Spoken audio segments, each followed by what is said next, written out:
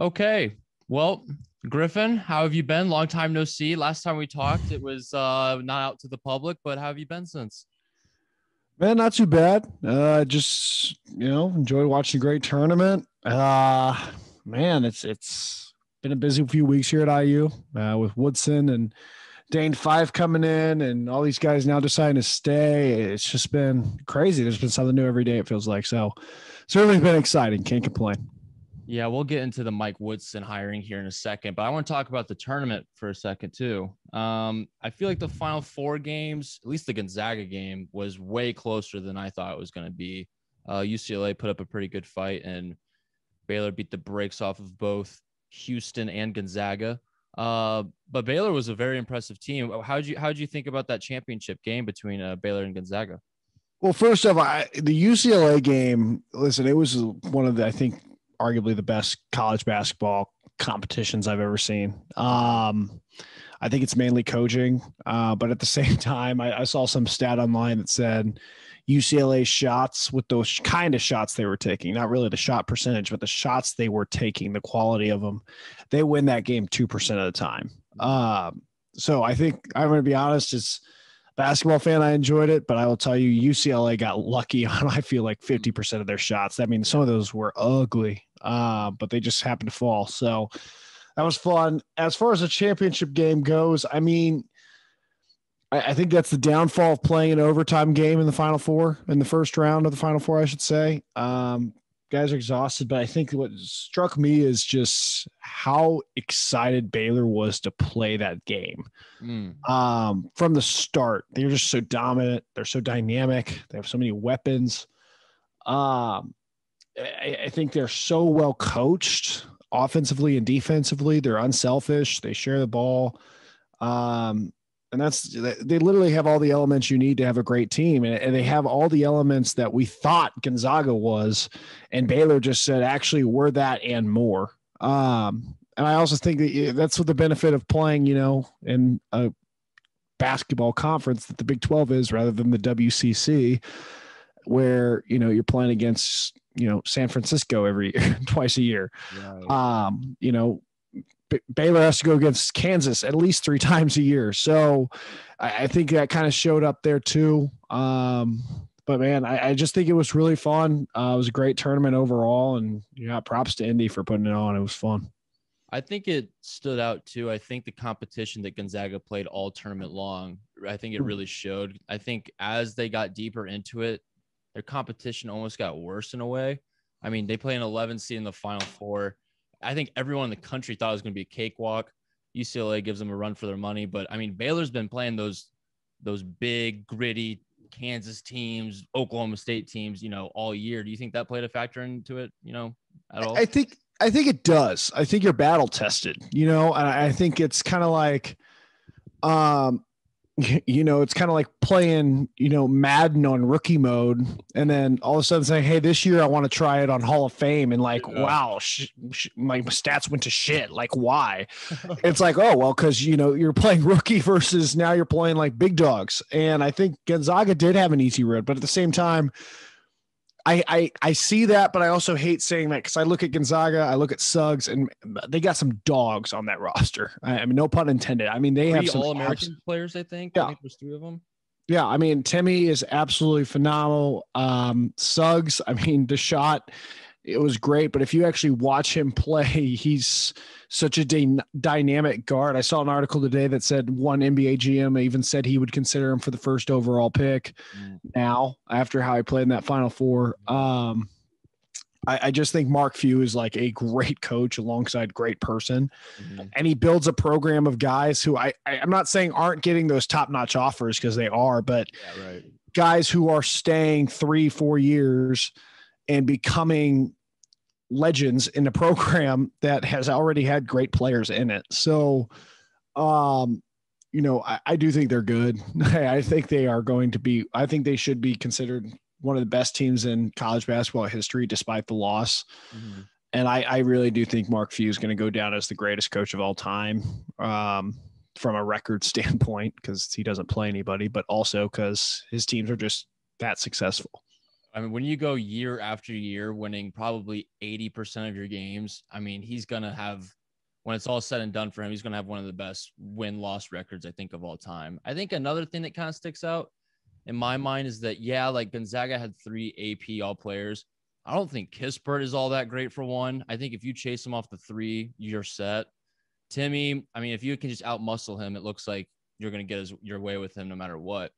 But I think that's what got Baylor the win, is that this team is just so big. Like you said, from the jump, they were excited to play.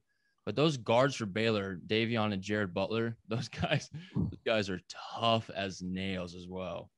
And it just goes to show, like, you got to come out and ready to play in that game. Because, I mean, no matter who you're going up against, I mean, it just kind of seems like Gonzaga was just, I don't want to say flat. It's just like it's like every blow that went by Baylor, they had every momentum swing they could possibly capitalize on, which that's always been my thing. Basketball is a game of momentum 100%. If you lose it, you're effed for the remainder of the game. Mm-hmm. And every time Gonzaga would start to get some momentum, Baylor would hit on a 3 on the other end. And it was just kind of like, well, shit, now what? Right. So I think that was the biggest story there. But I also think, I just think Baylor is this. I think Baylor is going to be what we now see from college basketball. It was the one and done era. And now we're going to see this transfer portal era where guys are just going to go form like super teams in the transfer portal of, kind of, it's going to be like the land of misfit toys. And I think these transfer portal markets are going to be there and they're just going to be so dominant. And Baylor's just made up of a few transfer portal guys who wanted a different shot. And I think what you see now is if you look at like Nova over the past few years, or you look at Virginia, or you look at Baylor, it's not really freshmen who are getting the job done in March Madness. It's guys who are battle tested, guys who have been there, guys who have bought into a program, who bought into a playing style, who aren't really who really don't care that much about a draft stock at that point in time, care more about, I want to go win every freaking game in this tournament. And I enjoy that because I love watching college basketball a little bit more than the NBA. I love the NBA, but I just like college basketball a little more. It's a little more pure to me. That's not wrong at all. I feel that. But like if I'm, and I know we're getting to this, if I'm Mike Woodson right now, I'm not trying to be Kentucky. Coach Cal's system works in a regular season. I don't think it works postseason. And I think if I'm Mike Woodson, I'm saying like, let's go get the transfer portal guys. Let's go get 3 to 4 year guys. And let's go build with that because that's going to be what sustains success over long periods of time. It was a great tournament altogether. I actually won both of my tournament challenge brackets. I had Baylor winning it all. So, I thought it was a great tournament. When you win 2 of your brackets, you feel great about it. But let's talk about Mike Woodson. Okay. I personally think we've talked about it, a couple of days here, and I love the move. I personally thought that they were going to get Fife as a head coach, and, they got him as an assistant. So, I mean, it's perfect. How do you feel about the Mike Woodson era that's about to begin and the outlook for this team up in this upcoming year? I'm going to be honest. When I saw Mike Woodson, I was actually sitting at brunch with my buddy on Sunday, and I looked at it and I was like, are you effing kidding me? Like, I mean, like, it just didn't make sense to me. And I was like, I was trying to piece it together. Like, in what world did this make sense? I was like, okay, well, I did have somebody tell me, basketball recruit tell me a few weeks ago, all they care about is who's going to get me to the next level the quickest. So maybe NBA guy makes sense. But now that I'm seeing kind of what he's been able to do, what I see is he brings something totally different from Archie. Just does. Thank God. I think he's got an offensive mindset, which I think you need to win in Big Ten basketball. Absolutely. I from what I've heard and what I've read, he in the NBA, he was considered one of the best coaching minds. I mean, in the NBA period. Yeah. As an assistant level goes, not obviously a head coach level, but I think that was attractive. The other thing I think about is when NBA assistant's job is player development. Right. What was Indiana's biggest weakness over the past 5 years? Player development. I think that's another key thing. and he knows what NBA teams need / wants and what skills they want players to have coming out of the draft. So I think that's a big reason TJD doesn't even enter the portal, because he's got a NBA assistant coach right there saying like, hey, you're not ready. And I think everyone who watches TJD knows he's not ready to go pro.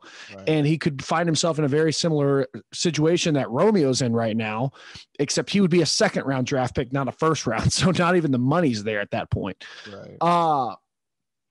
But generally what I think about Woodson is I think what he brings is and Scott Dolson said this in the press conference, he's a normal, good guy. He's just a good person. And at the end of the day, that's going to sell 10 days out of 10, you know? I don't think it's not saying that Archie and Crean weren't normal. Archie definitely just wanted to coach and go home, and that's it. He didn't want to do the extra stuff. He didn't really want to do media. He really didn't want to like engage with fans. He just wanted to coach. And Crean, you know, loved the guy, but just a little wacky here and there, you know, and somebody, I guess, told Dolson we need a normal guy. And I think that's what Mike Woodson is. I think he brings back a lot of the tradition of IU. A lot. But like, I will tell you what made this. The first thing he said in that press conference, the first thing he said was Bob Knight. Like, Bob Knight holds so much value to this program. I think the fact that, like, yeah, he played for him, but the fact that he brought that out, I think a lot of, you know, the Indiana faithful like fell in love with that alone. And I think that's great. But I also think what also is important that he emphasized on is that was then, we need to create now. And we're going to build on the era of then, but we're also going to create a lot of the now. And I think that's what Indiana fans like don't understand. And I'll tell you, it grinds my gears because people are like, we need to be a hard-nosed defensive team. I'm like, well, guess what? That doesn't win in college basketball anymore. I mean, maybe in the 70s, but what you really need is you need to do that, but also be able to score 80 a game. Because frankly, that's how good offenses are now. And back in those days, it was like you were scoring a high scoring game with 75 points. You know, you got to be able to keep up with that. And the other thing I think is what really made the Mike Woodson hire work is he got Dane Five. I mean, Dane was the recruiter at Michigan State for Tom Izzo, just was. And that was huge. I think he's such a smart assistant. And I think basically the reason Fife took that job is they were just kind of like, man, Woodson's 63 years old. If it works, it's your job because he's going to retire in 10 years anyway. If it works and we have success, it's your job to turn down at the end of this era. And I think that's a big reason why Fife came back, because I think he too wanted to coach at IU. Let's talk about the team right now a little bit, because from my understanding, there's just like, it seems like there's a bunch of college players, like older guys, new guys coming in, just like in college basketball in general. A lot of guys are transferring. You know, I don't know what the roster size is like right now on IU, but I can imagine it's quite a bit at the moment. How's that going to work down the road? Or, you know, are we going to, you know, be active in the transfer portal? You know, how do you think things are going to work out? They got a transfer today. Xavier Johnson out of Pitt, averages 14.2 a game. I think he's a shooter, right? Yeah, pretty good shooter. He claims he's the fastest guard in college basketball. So I'm excited to see what that's about. Sure. They love the confidence already. I think he's going to replace kind of the he's going to replace totally blanking on the name, starting guard, Al Durham. Probably those minutes. Mm-hmm. Armand is the only one left on the transfer portal. Everyone else has come back. And they all credited Woodson being the reason they came back, which I think is huge for him. But the other thing I think is I think Armand was also, other than maybe Race Thompson, Armand was I would say, top guy for a lot of these colleges. He's as the transfer market stands today, he is the top available shooting guard in the transfer market by stats. I heard of one source of mine told me that he had 24 schools calling the hour he declared for the transfer portal. So yeah. So people want him, and you can see why. Defensively, he's fantastic. Offensively, he's improved game by game. He can shoot lights out. Yeah. And I'll tell you, I love watching him. But even if Armand does not come back, I think you do have an opportunity here because, you know, you've played against a lot of the talent on that roster. The talent's there. Right. I mean, with TJD, with Race, with Jerome Hunter, with Trey Galloway and Leal and Fennessy and Lander coming back, there's a solid roster of 7 to 8 guys there who can contribute major minutes in major games. What my question is, who's going to be your not lights out shooter? You know, I don't know if that's a position, you know, that is a position that needs to be filled on this roster that has not been filled yet. I don't think Archie was like the shooting genius we were all hoping he would be when it comes to developing players. It seemed like. Yeah. Because we had players who were shooting lights out in high school who just shot 15% from 3 in, you know, their seasons at IU. So I think you got to become top 10% in 3-point shooting. You got to be top 10% in the country in free throw shooting. And if you can do that, you're going to make the tournament. I mean, there's not going to be a question about that. It's just a matter of how quickly can that get done. And I'm excited to see what Leo can do over the offseason. Galloway, I think, is going to be huge. But man, if you get Armand to stay, that's one less guy you have to go get in the transfer portal, one last kid you have to recruit in the next 2 years. So I think that's a huge get for them, getting him to stay. And if I had to guess, put my money on it, I'd say he's 55% staying at IU. It's a matter of what other offers are out there, and I don't know specifics on that, but I'm sure there's some good ones in there. Yeah, I was going to ask what other schools were talking to him, but I mean, I'm not even a little surprised to hear that, you know, how active schools are on him. I mean, he can shoot, play defense. We played against him in high school. I think he probably had 30, if I had to guess. Dude is hard to guard. I think another thing that Mike said that was real interesting, someone talked about Trace and, like, you know, pretty much how you feel about him. He says, like, well, he needs this. He can get there, but he needs this. It kind of seems like it's the mindset that Mike has right now, that this team has the ability to do this, but right now, you know, we don't really know what it is. Do you think that Mike is going to be the kind of guy that, you know, during this time right now, this team's going to be improving completely different, maybe a new system even, or, you know, how do you think that, you know, Mike's going to get this team ready for the start of the next season? What I loved about Mike in that video, and I know the exact clip you're talking about, what I loved about that clip is if you listen to it, I think 9 out of 10 coaches, when they asked about Trace Jackson Davis, would say, oh man, he's just so dynamic, so good in the post, just such a great player. We need, especially when you're convincing him to stay here, you're probably going to gas him up, you know, make him feel good.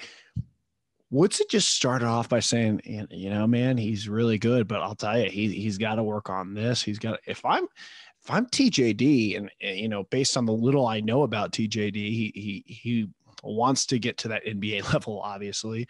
I'm looking at that as like, man, you know, because I do think Archie and TJD had a really close relationship, because I do think Archie kind of gassed him up a little bit. But I think what Woodson just said there was like, I mean, he's good, but nowhere as good as we're going to get him to be. And I think if I'm TJD, that's a big reason why I'm staying. I'm like, man, this guy's going to coach me up. And I just think that's kind of going to be the mentality with everyone on this roster. It's going to be coaching up, but it's not going to be like Bobby Knight, where it's just like he's going to be a dick about it. You know, he's going to be like a lovable player's coach. Being from the NBA, you have to be a player's coach in there, or else you don't have a job. And I think he's going to be hard on guys, but he's also going to have a relationship with them. You know, he did say about Bobby, he's like, Bobby always coached us up, made us the best players and men that we could be. But he just didn't really feel like it was a family atmosphere. He didn't really feel like he could go into Bobby's office and talk to him about stuff going on at home. That's something that Woodson, I think, is going to bring. And I don't think that's something IU has really had. He had a little bit of that with Crean, definitely not Archie. And I think they're going to get that now. And I think that's huge. When I heard the hiring, I got excited. I first thought of he was the head coach of the Knicks, man, 2012, 13 maybe. He took the Knicks to the playoffs, which frankly, no other coach has really been able to do. Yeah. Thibodeau's about to do it. But I mean, other than that, no one's been, I mean, But Thibodeau's a top 5 coach in the NBA. So he had the Knicks though, Mike Woodson. They were like top of the league, like top 2, 3 seed in the East. I mean, I'm pumped to see how he does with this team. and I think you actually saw Knicks guys who came out, and I know it's like weird because you think, what do Knicks players know about Indiana basketball? They didn't say much about IU. They said how much they're going to miss him. I think guys really do love him. And I mean, if you look at the list of all-stars that he's coached, I mean, the list is 25 people long. And I mean, it's everyone from Ben Wallace to Carmelo Anthony, obviously. I just think he's a really good players coach. I think he's really good at player development, obviously. Yeah. And I mean, look at this Knicks team. I mean, for those who like, oh, he can't relate to college kids. I mean, the Knicks team is pretty much all college kids. It's the youngest team in the NBA. So youngest, most successful team, I should say, in the NBA. But I mean, I think he's going to be able to relate. I think he knows what kids want. And I just think I think he's a gym that we didn't realize was going to be as big of a gym he is. And so far he has passed every single test he could have had for the first 2 weeks on the job. I'm excited to see how they do. I was just praying and hoping that they got an NBA guy, just because, you know me, I love the NBA and everything about it. And I think that, you know, guys like Trace that want to get to the league, I mean, Mike's perfect for him. I mean, I think that he's going to take the team to the next step, perhaps. And you know, I read 2 articles. One guy said, you know, Big Ten coaches are laughing at the hire because they're like, okay, like, that's rude. Great. The other one I heard was Big Ten coaches are scared to death of this hire because he's going to bring a fast offense that's going to be able to score lights out. And the Big Ten doesn't really like that because their defenses aren't made for that. So I'm excited. I think, you know, I think it's getting, especially with Dane Fife and all these guys coming back, I just think it's too big to fail, really. There's going to be decent success here. And I always said, like, is the goal for Indiana to be top 5 in the country year in and year out, like Duke or UNC or Kentucky? I really don't think it should be. Because if you look at March Madness, you know, Duke's getting beat in the second round every year. I don't really want that. I would like to get to the Final Four and Elite Eight and Final Fours consistently. If I'm Indiana, I'm looking at what Villanova and Virginia are doing. And it's like, man, they're not winning at top 5 levels, but God, they're consistent as hell. I mean, they're going to be in that top 15. I think Indiana, where you want to be, and what Bobby Knight teams were, if you actually go back and look, they were constantly in the top 25, usually on their year. 1987, that team lost 10 games. I mean, what they do is they kind of fill themselves out throughout the season. You know, they're going to drop some, kind of like Carmel did, like back when you guys were playing. Like, you know, you guys would drop a few in the regular season that you probably shouldn't have dropped. Right. I'll never forget losing to Westfield in Westfield. Didn't think anyone was going to get the ride home on the bus that day. Are you talking about the one sophomore year? Was that sophomore year? All I remember, I think so, because I was doing sideline reporting, and I could hear the locker room, and you just heard Coach Hetty be like, "Westfield, really?" And then he just walked out of the locker room, and that was the end. I was just crying, laughing at that. And then I had to interview him afterwards. Like, I don't want to talk to him right now. That was the lowest point in Scott's career right there. The Westfield loss. And he knew it right when it happened. He was like, oh, shit, I'm never going to get this one back. But anyway, no, kind of going back on topic here because I kind of rambled here. I just think it's – what's going to happen is this team's going to be built for postseason success. And I think if you can nail the free throw thing, I just said, and I'm taking this from a Twitter account, but if you can, I forget who it is, but if you can be top 10% in 3-point field goal percentage, top 10 in free throw, those teams, if you look at tournaments over the past 10 years, those are the teams that consistently get into the Sweet 16, the Elite Eight, and the Final Four. If they have those 2 categories over everything else, they get there. And I think that's going to be the mentality. And I think this team, if they can stay top 25, I think that needs to be the identity. Stay top 25, get in the tournament at large, and go do some shit. Like have fun. And I'm excited to see a team that can just shoot the three and take the three. I feel like, yeah, we may not have shot the ball well from three, but like they didn't really shoot any shots from three. It felt like. I would argue that Baylor does an excellent job at this, and I would argue that Gonzaga does an excellent job at this. You need to be able to shoot and make the three without relying on it. Right. Because that ability is going to come and go throughout games. I mean, some teams are going to be better at defending it. You got to be able to rely on other areas. And those were the biggest flaws in Crean's teams. Crean's teams were top 10, I think, in 3-point field goal percentages like almost every year. I mean, like from I think 2012 to 2016, they were up there with that one bad year they had. The problem was they got to Sweet 16s against Syracuse and North Carolina that just shut that down, and it's like they were lost out there. So I think you need to be able to shoot them, but not depend on it. And I think there's a healthy balance there that all teams need to find. I can't wait to see how it goes. I'm pumped about Fife. I'm pumped about Woodson. I'm pumped that everyone's staying for the most part, except for, a guard here or two. But, I can't wait to see how it goes. Griffin, I appreciate you hopping on. I count on you for my IU info, basketball, whatever the case may be. I count on you, and I appreciate you a lot for it. Gotcha, man. It will be fun. I think it might not happen right away, but I still think there's some juice left in this team, and they've shown promise of what they can be. So I think it will be fun. Keep our fingers crossed, man. Let's keep them crossed. Appreciate you, Griffin. See ya. Yeah, dream girl, dreaming, I be dreaming. Missing all the days you got me fiending. I said I love you, baby, know I mean it. Hey, yeah, dream girl, I be dreaming.